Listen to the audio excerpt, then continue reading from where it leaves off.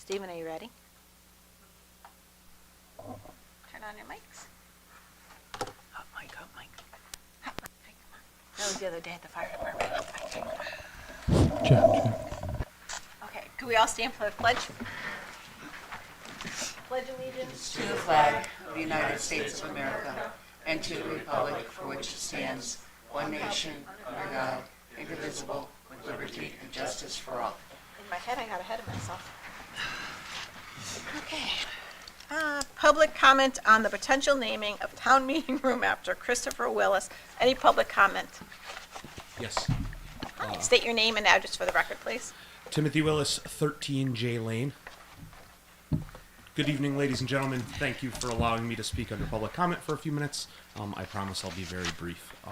I just wanted to touch on a couple points. So I have made this request to name a meeting room after my brother Christopher Willis approximately a month ago, after having talked about it for the better part of the past 16 years I've worked in this building.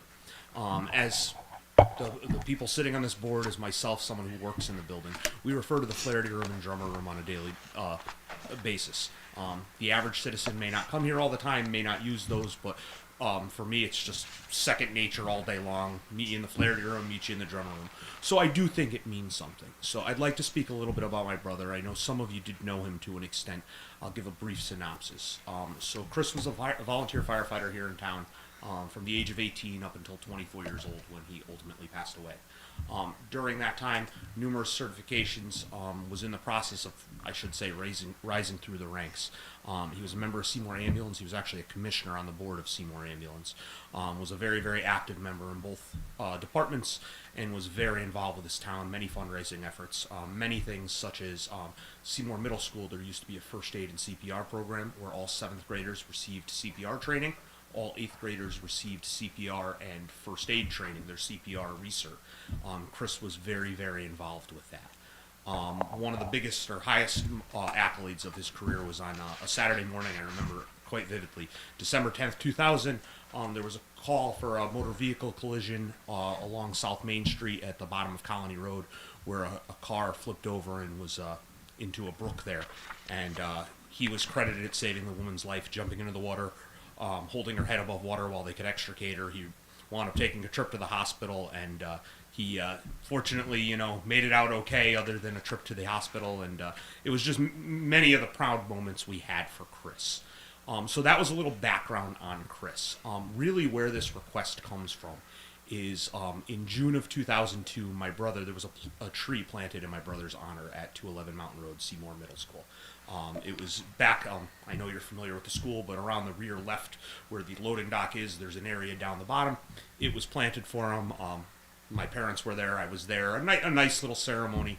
And it was a great honor because he was very close to the kids there. And I mean, they actually gave students, I remember the day he passed away in April of 2002, the option to go to the funeral in lieu of school. So he was involved with the town.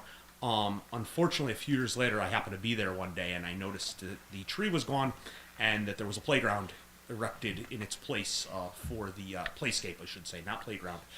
This was due to TEAM moving the Head Start program there. I'm sure it was not done maliciously. However, it was done, and in my opinion, it has never been rectified. As you're well aware, many of the downstairs offices in this building will be relocating to 20 Pine Street.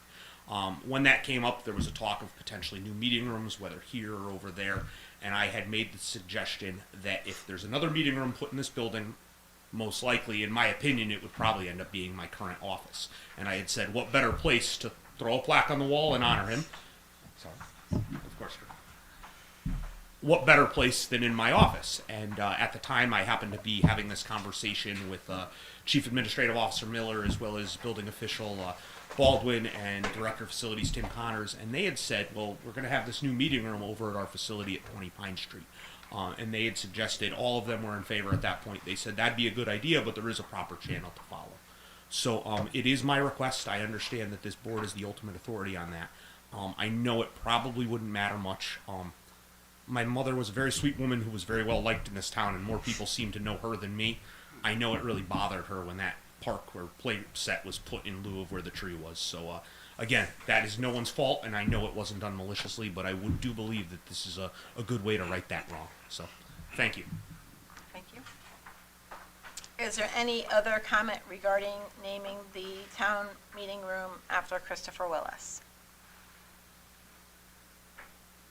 Any other comment? Okay. Public comment being closed, I now move to close the meeting at 6:36. Thank you. Thank you.